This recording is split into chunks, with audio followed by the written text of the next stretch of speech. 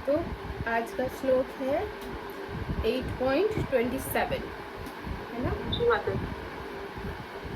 नैते श्रुति पार्थ जानन्य योगी मूयति कश्चन नैते श्रुति पार्थ जानन्य योगी मोहयति कश्चन तस्मात् सर्वेषु कालेषु योगयुक्तो भवार्जुन। यस सालू माता जी।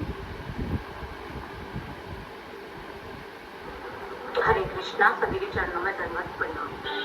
न कभी नहीं एते इन दोनों धृति विभिन्न मार्गों को पार्थ हे प्रथापुत्र जानते हुए भी योगी भगवत भक्त मोहयति मोहग्रस्त होता है कश्चन कोई तस्मात् अतः सर्वेषु कालेषु सर्वे योग युक्त कृष्ण भावनामृत में तत्पर भवा हो अर्जुन हे अर्जुन। त्रुटि के लिए धन्यवाद। अब तात्पर्य और अनुवाद और तात्पर्य श्रील प्रभुपाद के द्वारा श्रील प्रभुपाद की जय।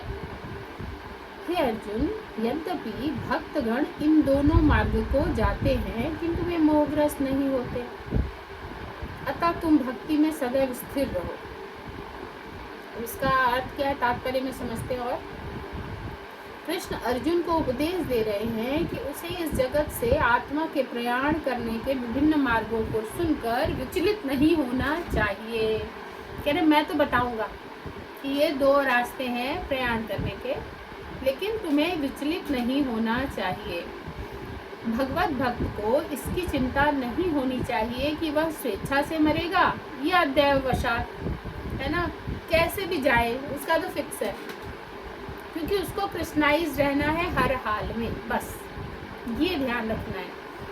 भक्तों के लिए किसी भी चीज़ की मना ही नहीं है, जो मर्जी करो, खाओ पियो, नाचने का मन है नाचो, पढ़ने का मन है पढ़ो, कुछ भी करो, बस कृष्णाइज होते हुए। गुंडीचा मार्जन की कथा में चैतन्य महाप्रभु ने बताया था ना कि किस तरह गुंडीचा मार्जन किया जाता है। सब बाल्टी का बाल्टी पानी से धो रहे हैं, लेकिन कॉन्शियसनेस सबकी वैसी नहीं थी। भगवान आए और कॉन्शियसनेस के बारे में बात कर रहे हैं। सब करो लेकिन कृष्णाइज होते हुए करो, जो मर्जी करो।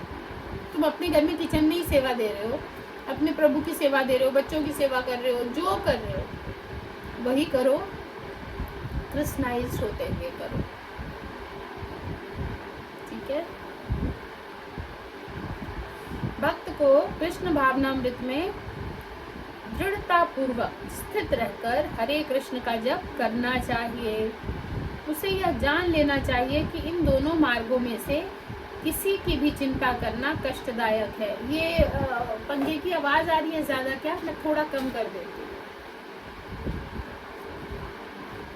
हरे कृष्णा माता जी, नहीं जरूरत है, हमें आवाज नहीं आ रही है। अच्छा, मैंने फिर भी थोड़ा सा जितना मेरे लिए ठीक है बीच का।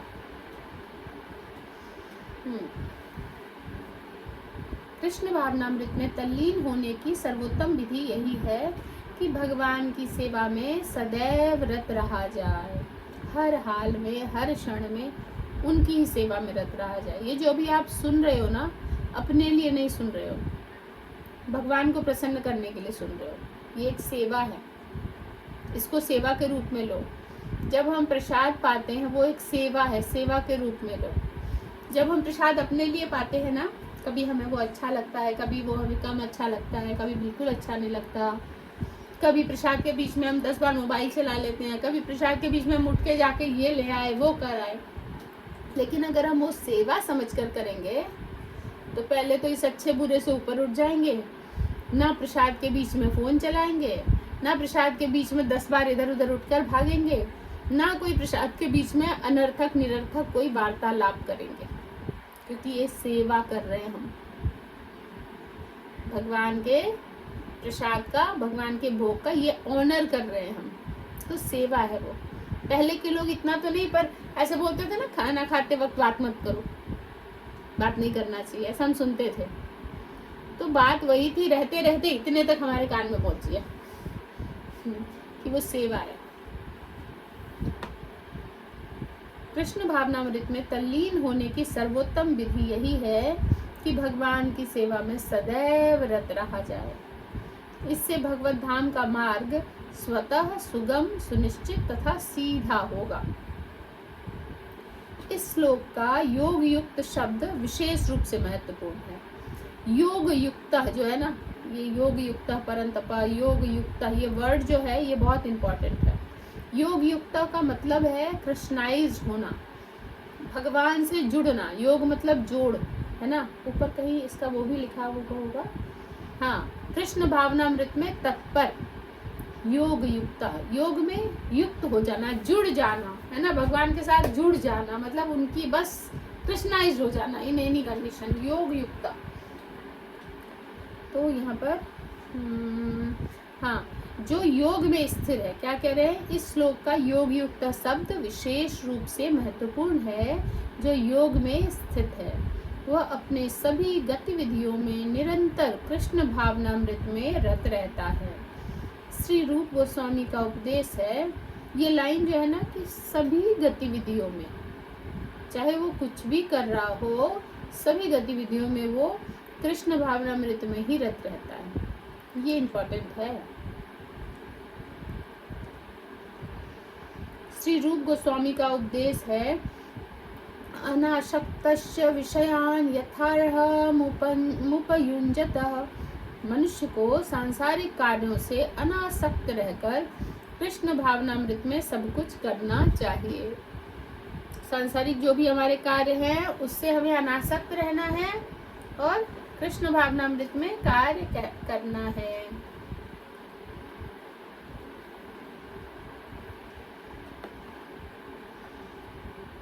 मतलब यहाँ पर अनासक्त और आसक्त भी कह सकते हैं। सभी सांसारिक चीज़ों से हम अनासक्त रहेंगे और कृष्णाई चीज़ों से आसक्त हो सकते हैं, है ना। और क्या है, हाँ आगे समझते हैं हम। इस विधि से, जिसे युक्त वैराग्य कहते हैं, विधि क्या, युक्त वैराग्य, सभी चीज़ों से युक्त है कृष्ण के लिए और सभी चीज़ों से वैराग्य है अपने लिए। कृष्ण के लिए हर चीज से युक्त है, युक्त वैराग्य, और अपने लिए हर चीज से वैराग्य, ठीक है, युक्त वैराग्य। मनुष्य सिद्धि प्राप्त करता है, इस विधि से अगर करे तो मनुष्य सिद्धि प्राप्त करता है। अतएव भक्त कभी इन वर्णनों से विचलित नहीं होता। जो भक्त है ना, वो इन वर्णनों से कभी विचलित नहीं होता, उनको कोई फर्क नहीं पड़ता। उनको बस प्रेम करना है, भक्ति करनी है। ये मार्ग अंधकार का मार्ग, प्रकाश का मार्ग, सूर्य का मार्ग, चंद्र का मार्ग, सिद्धियों का मार्ग, उनको कोई फर्क ही नहीं पड़ता, क्योंकि वह जानता रहता है कि भक्ति के कारण भगवत धाम तक उसका प्रयाण सुनिश्चित है ना। जब भक्त जब प्रसाद बांटते हैं ना, और प्रसाद में रसगुल्ला या खीर बांट रहे होते हैं ना, तो उनको उनकी थोड़ी सी हाथ कांप जाती है कि मेरे लिए भी बच जाए, नहीं तो पहले ही फिनिश हो जाता है। बल्कि माताएं और टिफिन लेके जाती है, थोड़ा खीर दे दो, पैक करके भी ले जाएंगी, लेकिन बाकी सेवा वालों को मिले ना मिले वो बेचारे सबको परोस रहे हैं, लास्ट में उनके लिए ही नहीं बचता, तो उनका कांप रहा है थोड़ा। लेकिन उनको कहा गया आप ठीक से परोसो, आप सेवा वालों के लिए पूरी एक बाल्टी रसगुल्ले के अंदर रखिए, आप लोग जितना मर्जी पाओगे इधर, उसको कोई फर्क नहीं पड़ेगा। अब लो जिसको चाहिए उसको कोई फर्क नहीं, है ना। तो यही यहाँ पर भक्तों की यही कंडीशन होती है कि उसको कोई फर्क नहीं, दुनिया जो करे जैसे करे, मेरा तो फिक्स है।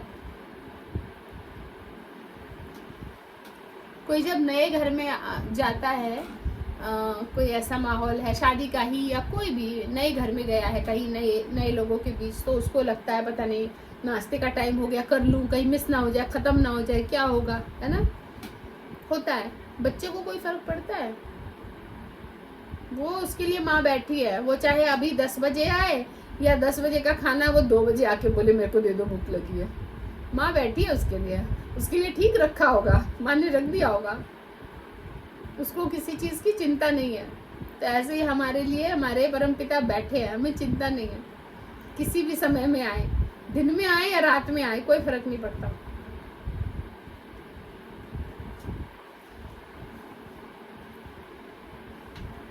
इसको वही हमें समझना है, जैसे हमने पहले अभी समझा कि कृष्ण मार्ग, शुक्ल मार्ग, 2 तरह के मार्ग हैं। ये दोनों तरह के मार्ग जो है वो सकाम कर्मी वालों के लिए है, जो कामना से कार्य करते हैं, उनको मुक्ति चाहिए, उनको कुछ चाहिए।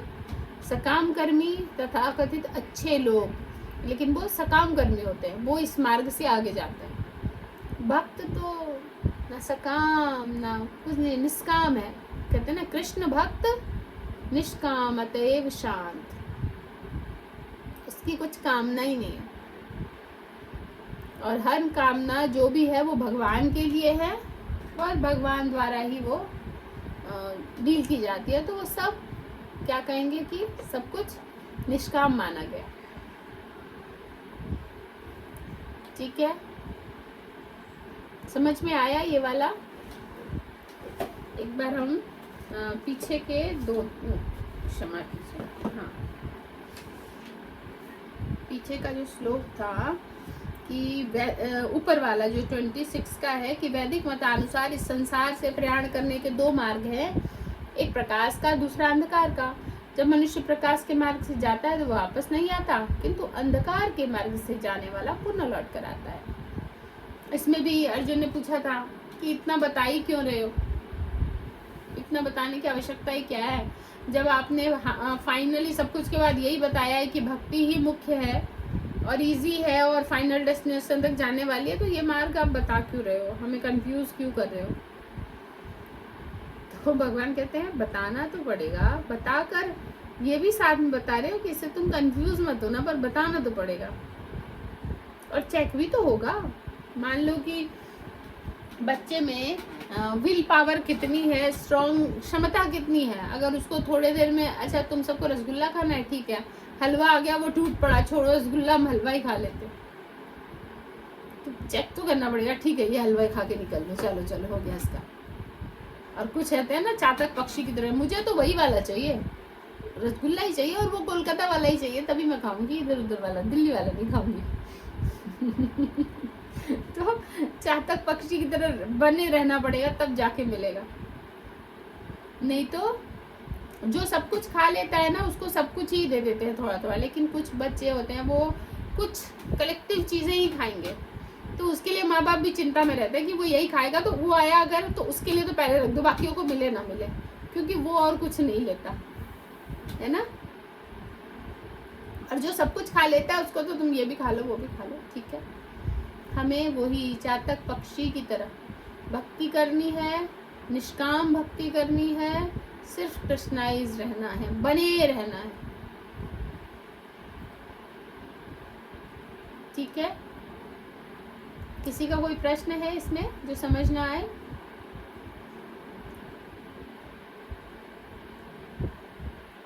कृष्णा माता जी, धन्यवाद, प्रणाम। प्रणाम भैया।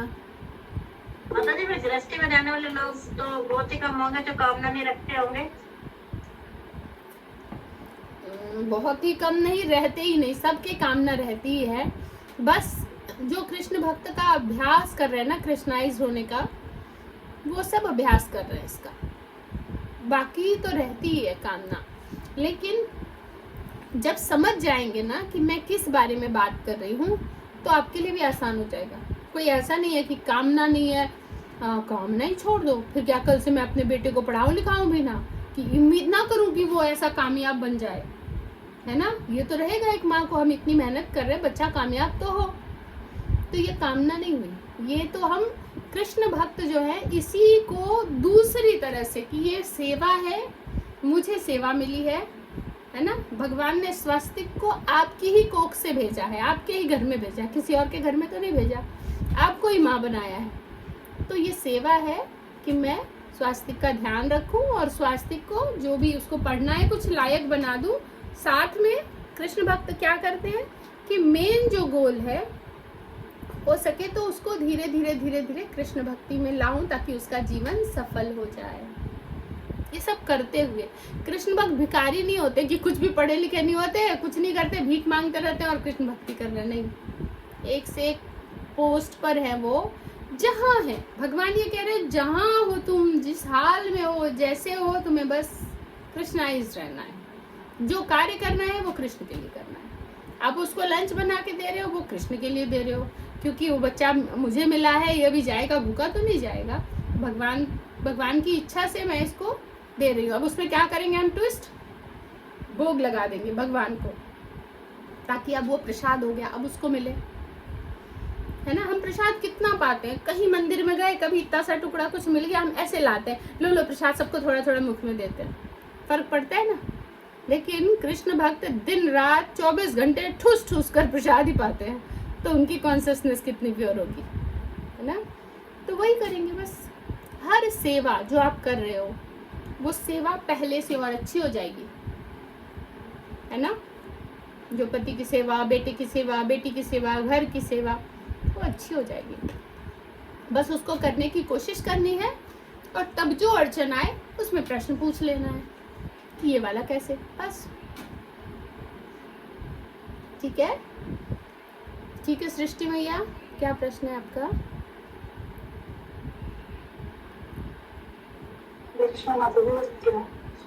माता जी, इस श्लोक में जो अर्थ बताया गया है कि हे अर्जुन, यद्यपि भक्तगण इन दोनों मार्गों को जानते हैं, किंतु वे मोहग्रस्त नहीं होते, अतः तुम भक्ति में सदैव स्थिर रहो। अभी जो हम पिछले श्लोकों से पढ़ रहे हैं, 2-3 श्लोकों से, कि प्रकाश प्रमाण के अधिकार प्रमाण, वो शुक्ल पक्ष, अभी सब ये इसका कंक्लूजन दिया गया है इस श्लोक में। आपने वो क्या कहा कि पिछले श्लोकों में पढ़ रहे हैं, क्या सब? मतलब एक प्रकाश प्रमाण है, एक अंधकार प्रमाण है, और एक उत्तरायण से जाती है, दक्षिण से जाती है। तो इन सबका कंक्लूजन दिया गया है इस श्लोक में कि भक्ति में सदैव स्थिर रहो। हाँ, कि मैं तो मार्ग बताऊंगा, जो जो रास्ते मैंने तुम्हें बताए, लेकिन तुम सदैव भक्ति में स्थिर रहो, क्योंकि कामयाब भी यही है, आसान भी यही है, और फायदे जो भी तुम देख लो, जिस हिसाब से भी देखो, इससे बेस्ट कुछ नहीं है। वो सब एक मार्ग है, लेकिन हमने बता दिया कि कितना कठिन है, कितना मुश्किल है ना। एक पहाड़ पर चढ़ना, जो वो होते हैं ना, क्या बोलते हैं जो पहाड़ पर चढ़ते हैं उन सबको? पर्वतारोही। हाँ, हिंदी में, यस। और माउंटेनियर्स। हाँ, माउंटेनियर्स, पर्वतारोही। तो वो लोग जो पहाड़ चढ़ते हैं वो कितने होते हैं? कोई लाखों में एक, है ना।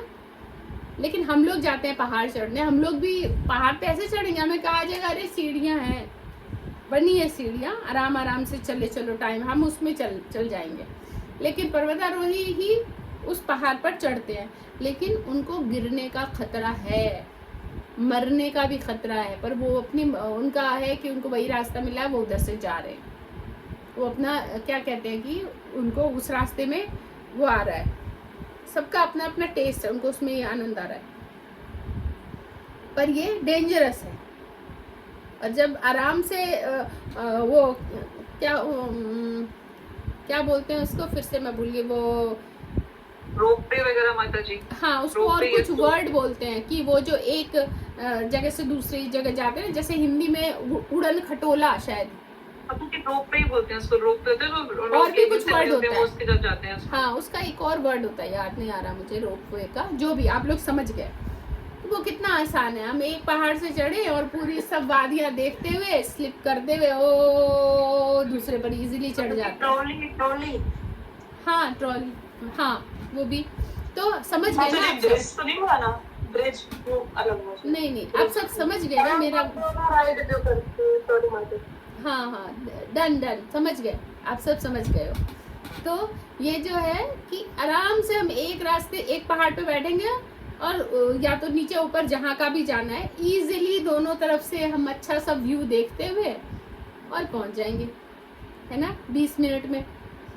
अगर वही वाला रास्ता हम पहाड़ों से होकर जाएं, खुद से नीचे ऊपर, महीनों लगेंगे, और ये नहीं पता कि हम जीवित रहेंगे या नहीं।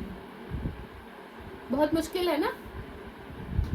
तो इसीलिए हम कह देते हैं, हाँ जाने को तो लोग इधर से भी जा सकते हैं, कुछ पर्वतारोही, या इतने साल पहले कोई एक गया था, पर तुम्हारे लिए ये है ट्रॉली वाला कि फाइनल डेस्टिनेशन इजी, लिफ्ट लगाया है ना तुम्हारे लिए।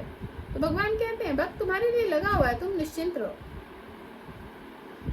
और सच में कई बार महसूस भी होता है।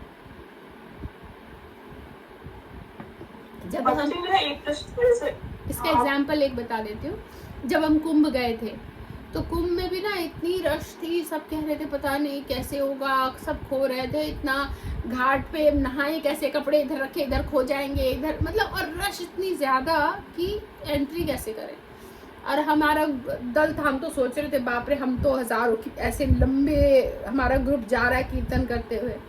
जैसे ही कुंभ के जो मेन जगह थी जहाँ पर स्नान करना चाहिए, वहाँ एक बड़ा जैसे घाट लगा था, स्कॉन घाट, बिल्कुल खुला एकदम, ऐसा लगा भगवान ने एंट्री, मतलब पूरा अंदर कोई भीड़ नहीं कुछ नहीं, खालीपन, पूरी सुचारू रूप से हर व्यवस्था, सामान सब अपने ही लोग, कहीं भी सामान रखो स्नान करो, मतलब लगा कि वाह हर जगह हमारे लिए मतलब भगवान ने अलग व्यवस्था कर रखी है।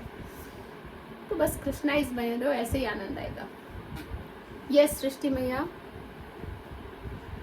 माता जी एक कल वाले श्लोक से एक प्रश्न आ रहा है मेरे माइंड में, कल प्रश्न गए थे ना, ये जो वहाँ लिखा गया है कि संसार से प्यार करने के दो मार्ग हैं, एक प्रकाश का तथा दूसरा अंधकार का। जब मनुष्य प्रकाश के मार्ग से जाता है तो वो वापस नहीं आता। मेरे मन में ये आ रहा था माता जी कि जैसे जो लोग गोलोक जाते हैं, मतलब भगवत भक्त, वो सीधे गोलोक जाते हैं ना, ऐसा नहीं ना कि बीच में किसी और लोग से होते हुए फिर वहाँ जाते हैं, सीधे जाते हैं। कितने सारे कंफ्यूजन है हमारे। पहली बात तो जो भक्त हैं वो ये सोचते ही नहीं कि मैं यहाँ रुक जाऊंगा या वहाँ रुक जाऊंगा, अगर मैं नर्क में भी जाऊं, हालांकि वो जाएंगे ही नहीं, लेकिन इन केस मैं बता रही हूँ कि भक्त ये सोचता है मैं नर्क में भी जाऊं, कुछ सेवा होगी भगवान की वहाँ, है ना, कुछ तो सेवा होगी जिस वजह से मुझे लेके जा रहे हैं। तो भक्त हर हाल में ऐसे ही रहता है, उसको कहीं भी स्टॉप हो कुछ भी हो। लेकिन अगर हाँ हम भक्ति कर रहे हैं तो डायरेक्टली क्यों सुना है इतने दिन से कि पृथ्वी से सीधा रास्ता है ना, हम स्वर्ग की तो कामना ही नहीं कर रहे। अगर हम सकाम कर्मी हैं तो हम डेफिनेटली इतना अर्जित तो कर लेते हैं अपने कर्मों से, अपने थॉट से, प्लस सकाम कर्मी हैं तो जो कामना करें हम वहाँ पहुँचेंगे। लेकिन भक्त सकाम कर्मी होते ही नहीं, उसको कुछ नहीं चाहिए। तो कुछ नहीं चाहिए तो बस एक ही जगह है जहाँ कुछ नहीं है, सब कुछ है। और तो बस इस हिसाब से लेके भक्त जो है वो डायरेक्ट जाता है, उसको कोई ऐसा इधर उधर वरियर ब्रेक कुछ नहीं होता।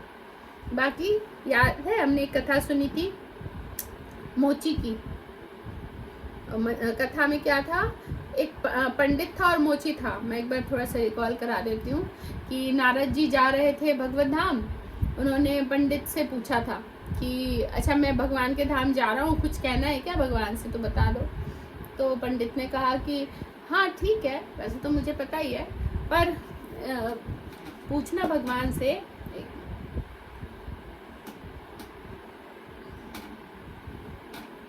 थोड़ा सा 1 मिनट।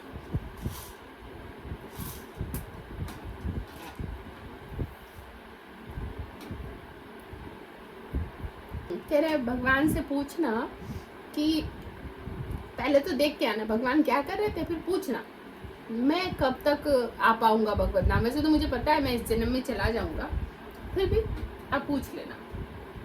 नारद जी ने कहा ठीक है। ये जवाब किसने दिया था? पंडित ने, है ना।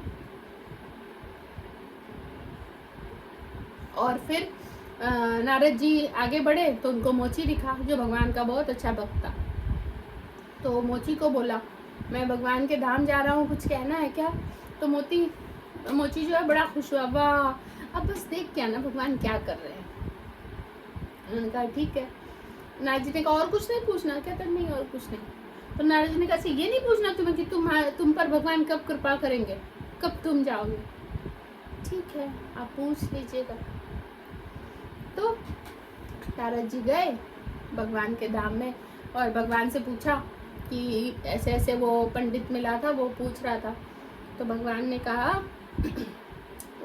उसको कहना भगवान सुई की छेद में से हाथी निकाल रहे थे। तो नारद जी हंसने लगी क्या बोल रहे हो भगवान, फिर कैसे लगा वो समझेगा, तो कहना तुम यही बोलना। ठीक है। और फिर नारद जी ने पूछा, वो पूछ रहा था कि भगवत धाम कब तक आएंगे। तो भगवान ने कहा उसको अभी 1000 जन्म लगेंगे। फिर नारद जी कंफ्यूज, वो तो इतनी भक्ति करता है 1000 जन्म। फिर मोची के लिए पूछा, अच्छा मोची को भी बताना, तो कह रहे मोची को भी यही बताना, भगवान सुई की छेद में से हाथी निकाल रहे थे। नारद जी को समझ कुछ नहीं आ रहा था, पर भगवान कह रहे ठीक है। फिर उन्होंने पूछा, मोची पूछ रहा है नहीं, यहाँ पर था पंडित को 1000 जन्म नहीं, पंडित को शायद 8-10 जन्म बताया था, ठीक है। और मोची का क्या है कि मोची जिस बट वृक्ष के नीचे सेवा कर रहे हैं ना, वो उस बट वृक्ष में जितने पत्ते हैं उतने जन्म लगेंगे। कितने होते हैं एक बट वृक्ष में, कई लाख, है ना, उतने जन्म लगेंगे उसको भगवत दान आने में। तो ठीक है, जब नारद जी वापस से पृथ्वी पर आए, पंडित से मिले, पंडित को ने पूछा क्या कर रहे थे भगवान। नारद जी एक्चुअली उसको नारद पे बहुत भरोसा नहीं था, देखना चाहता था कि ये जानते भी हैं या भगवान क्या है नहीं है, कुछ कर जाते भी है कि नहीं। तो नारद जी ने उनको बोला भगवान ना सुई की छेद में से हाथी निकाल रहे थे। पंडित हंस रहा है उनको देखकर, समझ गया मतलब ये गया हुआ कुछ नहीं, मुझे ऐसे देख रहा है। और पूछा कि अच्छा मैं कब जाऊंगा, कुछ वो बताया। तो कह रहे हैं हाँ तुम्हें अभी 8-10 जन्म और लगेंगे। अब पंडित फिर क्रोधित हो गया। अब देखो पंडित और क्रोधी स्वभाव होता नहीं है ना, क्रोध है मतलब तथाकथित पंडित। फिर जब आगे गए, मोची को बताया, तो मोची को बताया कि भगवान ने ना अपने धाम में सुई की छेद से हाथी निकाल रहे थे। तो मोची कह रहा है जय जय जय, वो खूब खुश रहा, अरे भगवान है वो तो कुछ भी कर सकते हैं। फिर नारद जी का सर चक रहा है, तुम्हें विश्वास हो रहा है इस बात पे कि भगवान सुई की छेद में से हाथी निकाल रहे? कहते क्यों नहीं होगा, भगवान इतनी सी अंकुरन से देखो इतना बड़ा पेड़ निकाल दिया बरगद का, मैं उसके नीचे बैठा हूँ, तो सुई की छेद में से हाथी क्यों नहीं निकाल सकते। देखा कि क्या भक्ति है, मतलब कुछ भी बोलो हाँ कर सकते हैं भगवान। तो फिर उसने भगवान ने कहा और तुम्हारे कितने जन्म लगेंगे पता है? तो कह रहे कितने बता दो। कह रहे भगवान ने कहा, डरते डरते बोला नारद जी ने, क्रोधित हो जाएगा, कि ये इस पीपल के पेड़ में जितने पत्ते हैं उतने जन्म लगेंगे। वो फिर नाचने लग गया, वाह आखिर मेरा भी नंबर आएगा, भगवान मुझे याद रखेंगे, मेरा भी उद्धार हो ही जाएगा। वो नाचने लग गया। जैसे ही नाचा, विमान आया, विमान इतनी तेज था उसकी हवा से पेड़ के सारे पत्ते खत्म, झड़ गए। उस पेड़ पर अब एक भी पत्ते नहीं थे, उसको लेकर चले गए भगवान भगवत धाम। ये कृपा है प्रेम की, हर हाल में उसको बस खुश रहना था, कि हर बात में उसको इफ एंड बट नहीं था। इफ एंड बट नहीं था तो जो पेड़ के पत्ते थे वो तक भगवान ने झाड़ दिए, सब बातों को पूरा हो गया कि अब एक भी पत्ता नहीं है पेड़ पर, यानी इसी जन्म में चलो। और वो पंडित था, है ना, बहुत कर्मकांड करता था, पूजा पाठ सब करता था, लेकिन फिर भी उसको अभी टाइम था, क्योंकि अभी उसमें ईगो था, क्रोध था, नारद जी पे भी विश्वास नहीं था। और भगवान ये बात जानते थे, इसीलिए एक ही बात दोनों के लिए बोली, सुई की छेद में से हाथी निकाल रहे हैं। इस सोचने में थोड़ा लगता है ना, अरे सुई की छेद में से कैसे हाथी निकलेगा, जो दिमाग लगाएगा वो 50। अभी मैं ये बोल दूं तो भी 50 प्रश्न यहाँ से आ जाए, माता जी पर ये कैसे बात, लॉजिक भी तो हो कोई। लेकिन जो भक्त है वो नहीं पूछेंगे, हो रहा होगा, क्या पता, हमें क्या पता, हम क्या जानते हैं उनके बारे में। तो ये है प्रेम भरोसे की बात। कौन सा वो टॉपिक था सृष्टि मैया जिसपे मैं ये बता रही थी, याद है प्रश्न क्या था? मैं माता जी ये पूछ रही थी कि हम वो लोग सीधे जाते हैं या बीच में? हाँ, तो यही भरोसे की बात, कि किस तरह से वो सीधे सीधे पहुंच जाते हैं। भरोसा होना चाहिए, और नहीं भरोसा हो तो अभी बहुत जन्म लगेंगे। और हम जो भक्त जो होते हैं वो क्या होते हैं, निष्काम होते हैं, कोई कामना ही नहीं होती। भगवान ने कह दिया कि इस पेड़ में जितने पत्ते हैं उसके बाद, तो वो उसमें भी नाच रहे। हर हाल में वो खुश रहता है, हर हाल में। मारो तुम्ही राखो तुम्ही, जाय इच्छा तुम्हारी। मोदी सबसे बड़ा एग्जाम्पल तो प्रहलाद महाराज है, जिनको बहुत विश्वास था प्रभु पे। हाँ, इतना विश्वास कि पिता उसके कितने डेंजर हम सब जानते हैं। सारे देवी देवता उसके आंगन में सेवा करने आते थे। सूरज तुम अभी उगो, अभी मत उगो, बारिश तुम यहाँ हो जाओ, यहाँ मत होना। हर देवी देवता उस सेवा करते थे, इसलिए सब परेशान थे उससे। जो अपने पुत्र को ही मारने की कोशिश कई बार कर चुका था, है ना। क्यों? क्योंकि ये पिता को सर्वोपरि ना कह के बीच में किस भगवान को लेके आ रहा है, मैं ही हूँ सब। और वो हर बार पुत्र बच जा रहा था, तब भी उसका होश ठिकाने नहीं आ रहे थे कि ये लॉजिक कैसे हुआ कि जो मेरी बहन को ये कहा गया था कि वो आग में नहीं जलेगी और एक आग के बीच में लेकर बैठ गई और वो जल गई और ये बच गया। ऐसे संभव कैसे? लॉजिक दिमाग नहीं लगाया तभी भी, क्योंकि प्रेम नहीं था ना अंदर, ठनका नहीं उसका माथा कि कुछ तो गड़बड़ है, कुछ तो गड़बड़ है दया, ऐसा कुछ नहीं हुआ उसको, है ना। तो वो उसके मन में कुछ ठनका नहीं और वो मारने की कोशिश लगातार करता रहा। और उसका भरोसा इतना था कि क्या वहां पर क्या कह रहे हैं कि इस खंबे में है क्या, है ना। वो गुस्से में पूछ रहे हैं ना, हिरण्यकशिपु खंबे में है, प्रहलाद ऐसे देख रहा है, हाँ है। इस पर उनकी कथा बहुत सुंदर है, हिज ग्रेस अमरेंद्र प्रभु जी की, कि Narsingh Dev inside just warming up, ऐसे वो बता रहे थे कि अंगड़ाई ले रहे हैं नरसिंह देव उस खंबे के अंदर से, प्रहलाद को दिख रहे हैं। हाँ बोलो बोलो, मैं यहाँ भी हूँ, बोलो तुम बोलो। प्रहलाद ने कहा हाँ वहाँ भी है, क्योंकि हिरण्यकशिपु ने अपने सामने एक एक खंबे को बनाया है, ईंट पत्थर से सब रेडी किया, उसको पता है यहाँ कुछ नहीं है। तो ये भाव है, तभी वो कह रहा है। तो उसने खंबे को तोड़ा तो क्या हुआ, अंदर से कौन निकले? नरसिंह देव की जय। और भगवान को ये नहीं लगा कि मुझे ये रूप करने को क्यों बता रहे, मैं तो सुंदर बनूंगा ना, ये कौन सा रूप है। भगवान को नहीं लगा, भगवान को तो हर चीज करना है। तो नर भी सिंह भी, क्योंकि जो भी उसको सारे वो मिले थे ना आशीर्वाद, उसको तोड़ना था ना, काटना था ना। न घर में न बाहर, न अस्त्र से न शस्त्र से, न दिन में न रात में, ना मनुष्य नहीं जोड़ा था उसने, पता है ना, जानवर से मरू, मतलब मनुष्य को तो कुछ समझता ही नहीं था। भगवान ने हर चीज का मैच रखा, ठीक है। ये मतलब जो हाथी वाली स्टोरी है ना, मेरा बचपन से बहुत मोटिवेशन रहा है। मैंने ये कैलेंडर पर कहीं पढ़ी थी और तब से मुझे हमेशा याद रही। और नरसिंह देव भगवान का इतना मतलब बचपन से सुनते थे, स्टोरी में देखते थे, विश्वास नहीं होता था कि ये सब सच हो सकता था। मैं भी कभी कभी ऐसे मतलब सपने देखती थी कि ऐसा कभी हो सकता है क्या, भगवान आए, मतलब फील करती थी भगवान हर जगह है। तो ये सब इतना रियल है, ये पता चला। सब कुछ जब आप जितना आप सोच पाओगे उतना रियल होगा। एक और स्टोरी मैंने बताई थी फॉरेन में एक बच्चे की, जो है ना ट्रक से टकरा कर और कहीं गिरने वाली थी और वो एकदम सुरक्षित पार्क में पड़ी थी। जब होश आया तो उसने क्या कहा अपने पापा से, छोटी बच्ची थी अभी, कहा पापा मुझे ना नरसिंह देव, स्टोरी सुनती थी वो भगवान पर, उसको नरसिंह देव पर बहुत भरोसा था कि मुझे नरसिंह देव ने बचाया। लेकिन पापा उसने साथ ही शिकायत की, नरसिंह देव को बोलो उनके नाखून चुभते हैं और उनके बाल चुभते हैं और उनके नेल बहुत बड़े हैं, उनका नेल काट दो आप। पापा से कह रही थी कि तब सब सोच रहे थे कि अच्छा उनके बाल चुभते हैं, उनके नेल, मतलब उसको किसने बचाया, है ना। वो पूरा अच्छे से ब्यौरा बता रही थी, क्योंकि उसको भरोसा था ना।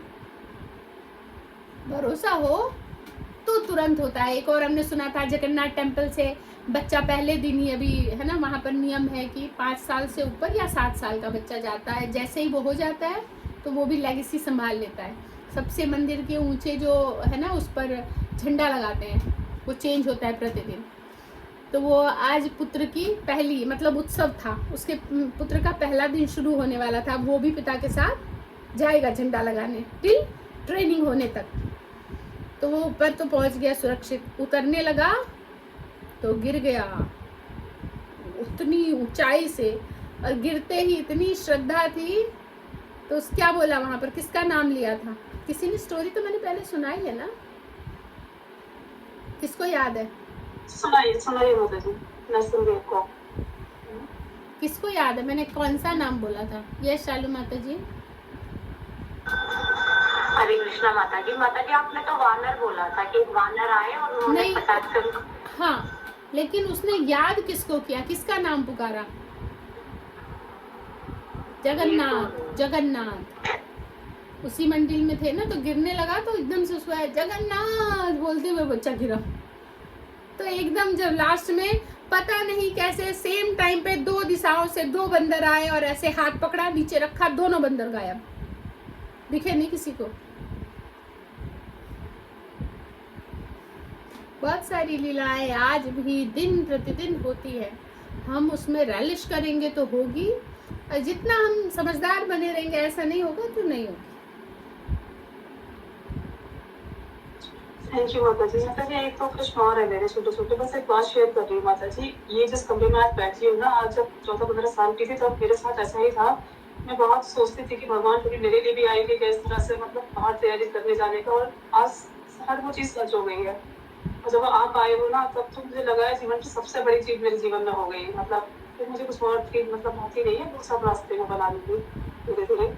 सब माता जी सच हो गया। ऐसा मुझे ही सोचा था, होता है, बहुत ज्यादा हो क्योंकि गया। मुझे भी ध्यान है कि जब मैं क्लास 10th में थी तब मुझे भगवत गीता पढ़नी थी, समझनी थी।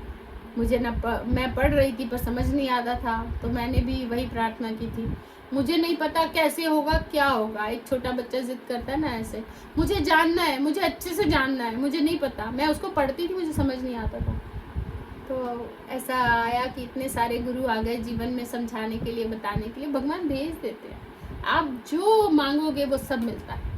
तो क्यों ना ऐसी चीज मांगे जो इस जन्म से लेकर हर जन्मों के लिए सक्सेस हो, कि फिर उसके बाद कुछ और मांगने की जरूरत ही ना पड़े। ठीक है, अब भागवतम ले। माता जी एक प्रश्न और है बस, जी छोटा सा। जी। ये जो इसकी सेकंड लाइन है इस वाले श्लोक की, भगवत भक्त को इसकी चिंता नहीं होनी चाहिए कि वे स्वेच्छा से मरेगा या देव शाश्वत। मतलब जी स्वेच्छा से कोई मरता है, मतलब मेरा प्रश्न ये है, हाँ, स्वेच्छा योगी से तो कोई भी नहीं मरता है ना। मरते, योगी जो योगी जिसका बात अभी बताया जा रहा है, वो अपने हिसाब से ये उत्तरायण दक्षिणायन समय देश काल परिस्थिति देखकर शरीर छोड़ते हैं। तो वही यहाँ कहने का मतलब है कि स्वेच्छा से या देवदास की कभी भी, तो भक्त को कोई फर्क नहीं पड़ता, कभी भी ले जाओ, स्वेच्छा से ले जाओ, किसी भी समय ले जाओ, उसको कोई फर्क ही नहीं। उसके लिए वो जो उसको कार्ड मिला है ना, बैच, वो एलिजिबल है in any time any condition. भक्ति का जो ये मिला है ना, ये हमें। लेकिन ये वाला भी लोग आजकल इसकी मान्यता नहीं रख रहे, पहन लेते हैं शो ऑफ के लिए, कई बार पहन रहे हैं, या कई बार दीक्षा लेने के लिए पहन लेते हैं, पर इसकी गरिमा का ध्यान नहीं रख रहे। वो भी रखना चाहिए, ऐसे ही इतना हल्का नहीं होता कि हमें पहन लेना चाहिए। जी, और कोई प्रश्न है सृष्टि मैया? माता जी मुझे जपमाला को कुछ पूछने का मन कर रहा है, लेकिन आप ये बता दीजिए पहले, योग युक्त और युक्त वैराग्य का मीनिंग कुछ इसमें आया है ना, भगवत योग युक्तः परम तप। योग युक्तः मैंने जैसे बोला, योग में युक्त हो जाना, जुड़ जाना, मतलब कृष्णाइज हो जाना। योग मतलब जोड़, है ना। ये कौन सा योग बात हो रही है? भक्ति योग जो हम समझ रहे हैं ना, फाइनल। युक्त, युक्त मतलब जुड़ जाना। योग युक्त कृष्णाइज हो जाना, भगवान से फुल्ली कृष्णाइज रहना, ये हो गया योग युक्त। और दूसरा क्या पूछा था? युक्त वैराग्य। युक्त मतलब जुड़ना, और वैराग्य मतलब उल्टा, अपोजिट, है ना, छूटना। वैराग्य हर चीज से किसी से मतलब नहीं, तो जुड़कर वैराग्य मतलब क्या है? भगवान से कनेक्ट होकर बाकी सारी चीजों से वैराग्य ले लेना है। कनेक्ट भी है, सेम टाइम वैराग्य भी है। और उसको और अच्छे से समझो तो जो इस भौतिक जगत में युक्त वैराग्य की स्थिति में जीते हैं भक्त, ऐसा लगेगा वो युक्त है, इस परिवार से, इस घर से, हर एक चीज से, अपने रिश्तों से युक्त है, लेकिन वो हृदय से वैराग्य में रहते हैं। दिखता है युक्त है वो, पर युक्त होते नहीं, वैराग्य में रहते हैं। इसलिए उनको कभी तकलीफ नहीं होती। जो करना है वो कर रहे हैं, युक्त है, लेकिन है वैराग्य। जहाँ सिर्फ युक्त है ना, वैराग्य नहीं है, वही तकलीफ होती है। बच्चों को जरा सी चोट लग जाए, कुछ हो जाए तो दिक्कत होती है ना। मेरा एक वो भी दिन था, बच्चे जब छोटे थे तो उसको जरा सी चोट लगती थी। एक बार सर में लगी तो उससे पहले ना मुझे ऐसे हो रहा है, चक्कर आ रहे हैं, कंट्रोल कर रही हूँ कि उसको देखना है, उसका खून देखकर। ये क्या थी? युक्त ही तो है, पूरी तरह से आ सकते हैं, यही तो थी। अब हम कहेंगे माँ है तो ऐसे भी ना, अरे माँ वो तो गलत हो रहा है, आप ही बेहोश होके गिर जाओ, बच्चा खून में लथपथ हो रहा है। आप होश में रहोगे, क्या करना है जानोगे, तभी तो उसे कर पाओगे। फिर मैंने अपनी हिम्मत को बटोरा होश किया, क्योंकि उससे पहले ना मैं एक पापा बगल से डॉक्टर उठा लाए थे, वो कोई ऐसे ही झोला छाप डॉक्टर था, बगल वाले घर में रहता था, उसको बुला लिया। वो बैंडेज ही नहीं बांध पा रहा, बच्चा ऐसे ऐसे कर रहा है और मैं बस ऐसे उसका कंधा ऐसे पकड़ी हुई और मुझे लग रहा है मुझे कुछ हो रहा है, वो बैंडेज ही नहीं बांध। फिर मुझे होश आया इसके बस कर नहीं है, सांस लिया, रिलैक्स, उसको बोला बस आप छोड़ दो। मैंने एकदम से एक बार में बांध दिया, सारा कुछ किया हुआ था बच्चों के लिए, सब सीखा था। तो ये जब माइंड में आसक्ति होती है ना, चीजें और खराब होती है। तो ये जो युक्त वैराग्य है, ये कहा गया है दिखने में लगेगा वो युक्त है, पर अंदर से फुल्ली डिटैच रहते हैं, फुल वैराग्य। पूरी तरह डिटैच होना वैराग्य, और युक्त मतलब अटैच। मतलब माता जी इसके मुझे दो मतलब समझ में आ रहे हैं, एक तो भगवान से युक्त और संसार से वैराग्य, या फिर एक ही समय पे युक्त और वैराग्य दोनों। एक ही समय पर युक्त और वैराग्य दोनों। युक्त वैराग्य मतलब जैसे मैंने बताया कि सभी चीजों से युक्त हैं कृष्ण के लिए, और सभी से वैराग्य है अपने लिए। उन सब चीजों से हम युक्त हैं, कृष्णाइज होने के लिए वो युक्त हो गया, वो सही है। और उन सब चीजों से वैराग्य है जो अपने लिए, अपने से रिलेटेड, ये हो गया पॉजिटिव युक्त वैराग्य।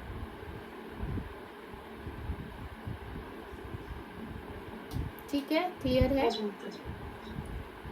माता जी ये जो कंठी माला होती है, इसे मतलब प्याज लहसुन सब छोड़ने के बाद ही इसे पहना जाता है ना, या इसे पहनने फिर सब छोड़? इनका सम्मान नहीं है उसमें, है ना।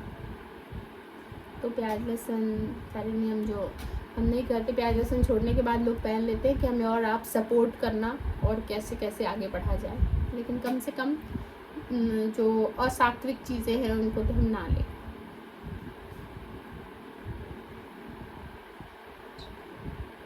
ठीक है, हरे कृष्णा।